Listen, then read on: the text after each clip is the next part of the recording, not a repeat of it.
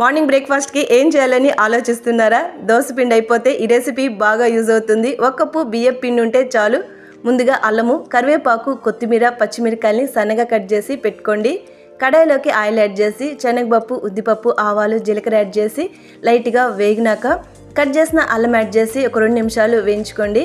ఇందులోకి కరివేపాకు, పచ్చిమిరకాయలు, క్యాష్ నట్స్ని కూడా యాడ్ చేసి ఇంకో 2 నిమిషాలు ఇవన్నీ వేయించుకున్నాక ఇందులోకి ఇంగువ, తురిమిన టెంకాయ, కొత్తిమీర కూడా యాడ్ చేసి బాగా మిక్స్ చేసుకోండి.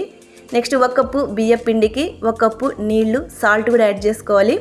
నీళ్ళు బాగా బాయిల్ అయినాక బియ్యం పిండిని ఇందులో యాడ్ చేసి బాగా మిక్స్ చేసుకోండి. క్లోజ్ చేసుకొని ఒక 5 మినిట్స్ పెట్టుకోవాలి. కొంచెం వేడిగా ఉన్నప్పుడే పిండిని కలుపుకోండి. డ్రైగా అనిపిస్తే లైట్గా వేడి నీళ్ళని చల్లి బాగా ముద్దగా మిక్స్ చేసుకోవాలి. మనకు కావాల్సిన షేప్లో చేసుకున్నాక ఒక 5 మినిట్స్ స్టీమ్ చేసుకోండి. కార కుడుములు రెడీ. టమాటో చట్నీతో ఎక్సలెంట్గా ఉంటుంది. ట్రై చేసి కమెంట్స్ చేయండి. Subscribe, like